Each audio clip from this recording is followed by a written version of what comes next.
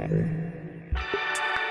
wanted to share with you guys this really amazing moment I just experienced.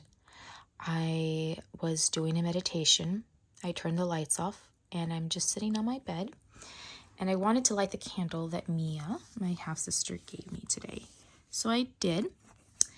And I placed it on this card I had stacked up with my books. And it was given to me on my birthday. Okay, so it was gifted to me and it has really beautiful words inside. So I kind of keep that around my things that I cherish of high frequency to kind of charge this beautiful note she wrote me.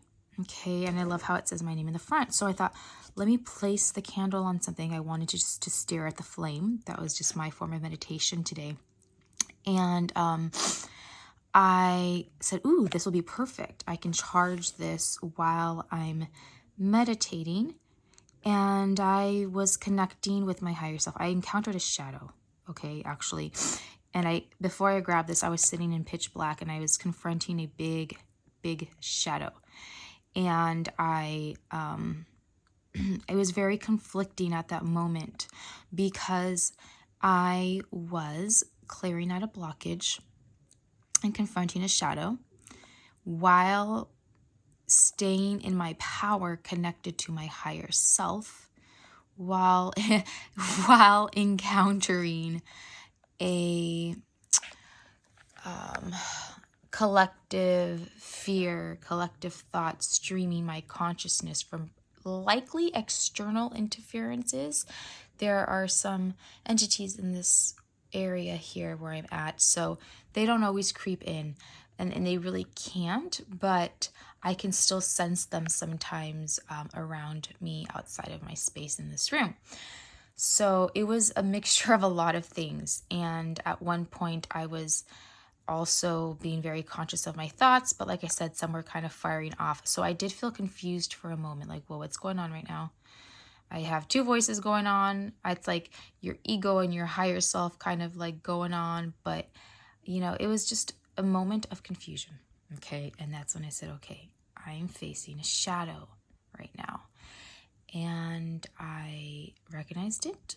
But at that moment, I was tuning into my higher self, and I soon realized, okay, the shadow is here, and the shadow is particularly an angry one, okay, and a malicious shadow, right? So I, I was feeling a blockage prior to this. So this is me working through a blockage and just getting into a meditation. I asked myself, I said, where is this certain pain I have? I was working on my left scapula and then my right rotator cuff and right side of my cervical neck. And I was working through these things, and immediately I asked my body, and it gave me an answer. Very, very clear. And when you get these answers from your higher self, you're going to notice that they are a micro version of a macro concept or construct. So that's as above, so below. Okay, so it's an internal thing externalizing itself. So anyways, basically, as soon as I asked my body what it was, it showed me where it was coming from and externally in my life, vice versa. And it was really great to have that connection. So I then got another download, and it was about the light and how we are the light. So I grabbed the candle, and Spirit kept talking to me, and I was talking to it.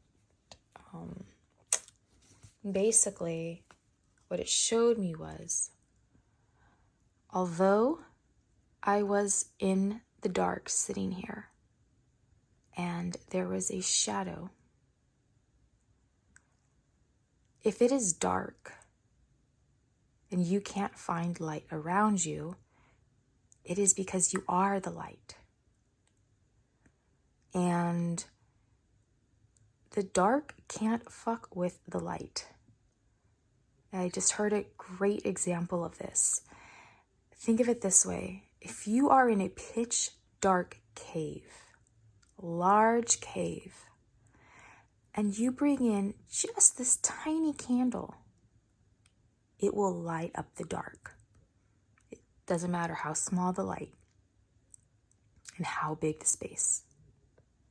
However, if darkness tries to come into light, like this one here, like let's say darkness is trying to overcome this, it can't.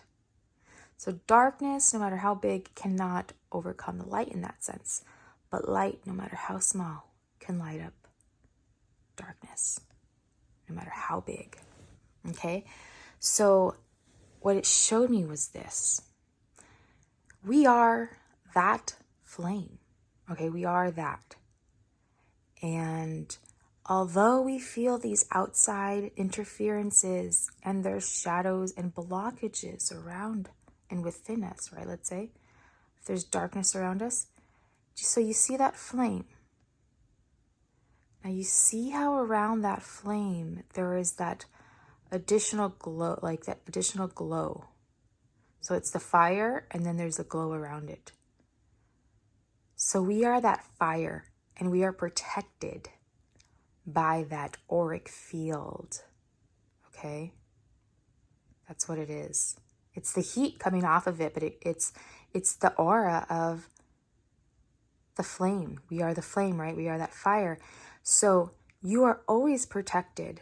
And the greater your flame, the greater the aura is going to be. So that is why we keep our frequency high and we stay grounded in the power. You see how solid that candle is? Sure, it's made out of wax, but it's holding that whole thing up. Okay? So that was just like a really beautiful reminder when I stared at the candle. Because I was, I did experience a little bit of fear, but I knew I was safe. And this is what it looks like.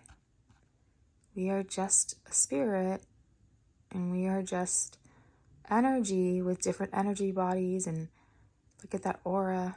Okay, so that was really cool. I then flipped it this way, and I said, oh, that's interesting. I see a shadow now. I see darkness, right? And I was like, what the fuck does this mean? Basically, right? I was just like, what does this mean then? If there is a shadow, even though there's a candle, I guess that the shadow really can do something. Well, not really, because that shadow is just a fake projection. It's just a shadow, you see? It's not actually this card. It's not this candle. Or it's definitely, sorry